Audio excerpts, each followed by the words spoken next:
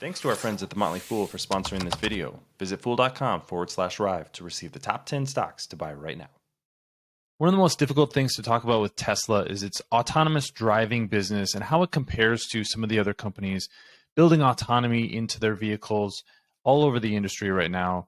So I wanted to cover exactly what Tesla is doing, what some of its competitors are doing, and how investors should be thinking about this space and where they want to put their money, because I think the answer might not be as simple as, well, Tesla's leading the show, so obviously put your money there. There may be some other players that you want to keep an eye on. So let's start with some definitions. But before we do, I do want to remind you to please subscribe to Rive Investing. I really appreciate it. Give this video a like and share it with anybody you think would be interested. The biggest thing to start with here is just the definition of autonomous driving. I think this is something that we all need to be on the same page on. And this is from the SAE, Society of Automotive Engineers. So this is a technical definition. You can see in this blue segment here, the responsibility of driving falls on the driver. That's what this top line is here. You are driving whenever these driver support features are engaged. This is level 0, level 1, and level 2. So these features might include things like braking and steering and accelerating and changing lanes. Notice these are all things that full self-driving, or what Tesla calls full self-driving, includes in its package. What Tesla does not allow, technically, is you to not be in control of the vehicle.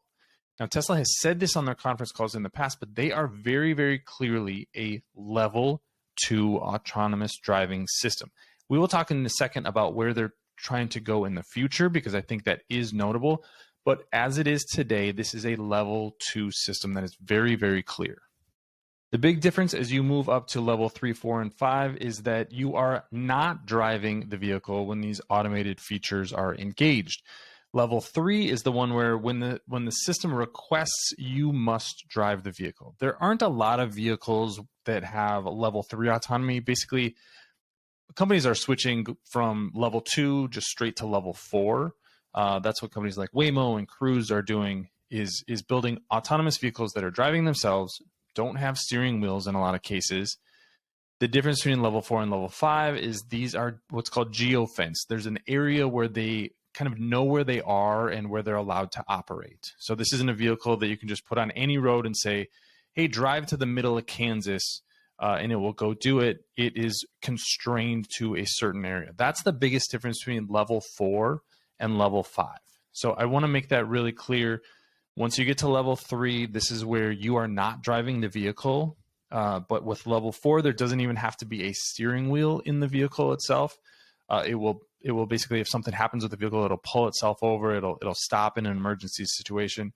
But it is geofenced. Level 5 would be a vehicle that can basically drive itself and think for itself. That would be the big difference between level 4 and level 5. Next, let's look at what Tesla is building in the autonomous space, because I think this is really important. They are building a general solution. So as a lot of commenters have said in some of my previous videos, Tesla is trying to build a vehicle that can drive everywhere. One of the criticisms that a lot of Tesla people have of something like Cruise or Waymo is that there's limits on where it can drive. And so Tesla is building a system where theoretically you can drive anywhere. That is the goal, is level 5. They don't even want to play around with level 4. They want to go straight to level 5. We'll get to some of the consequences of that decision in a second, but I do want to make that clear. One of the companies that is interested in level 4 is Cruise. This is the company that is primarily owned by General Motors, and it has launched in most of San Francisco right now. This was a tweet from December 15th, and the company has just a few roads where they're not allowed to drive in San Francisco, but they're expecting those to be opened up soon, and they're allowed now to operate 24/7. So this is a commercial vehicle.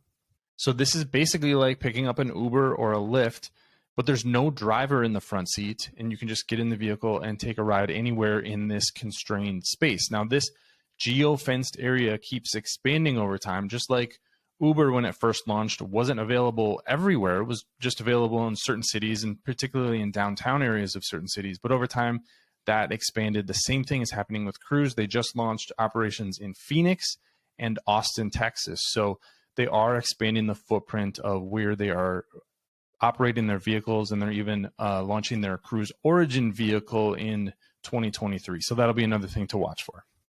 So why is this distinction important, and why is Cruise operating a level 4 autonomous vehicle in the public with commercial operations important?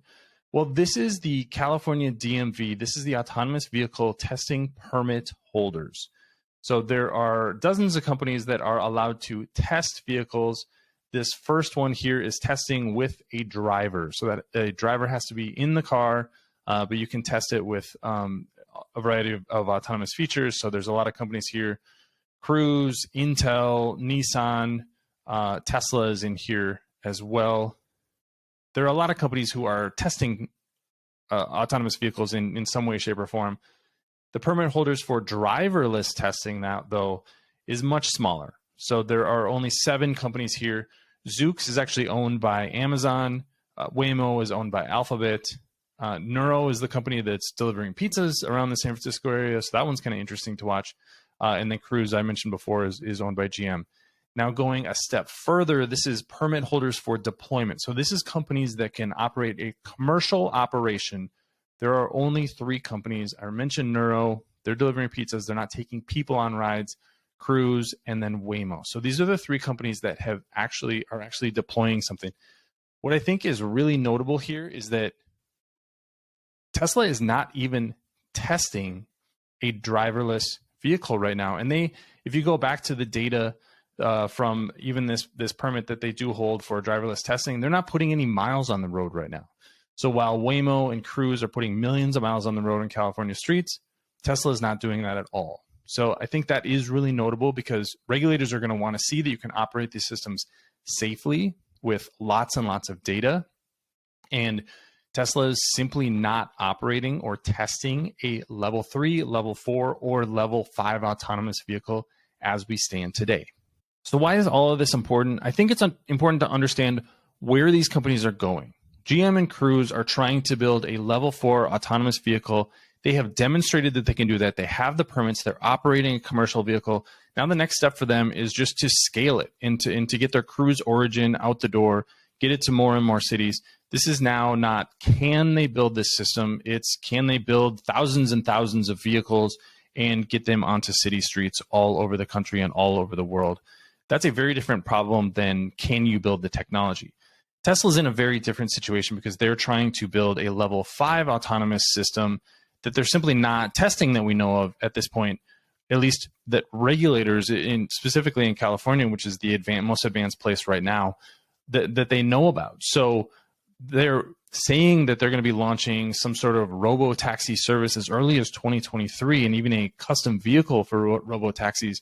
But we simply don't have evidence that that is actually happening. So this is the big difference right now, if you're an investor, between Tesla and a company like GM or Cruise, is what we know and what we don't know. I think what Tesla is building is potentially much more revolutionary, but it's also potentially an order of magnitude or 10 times harder to do than building a ride-sharing service that's geofenced.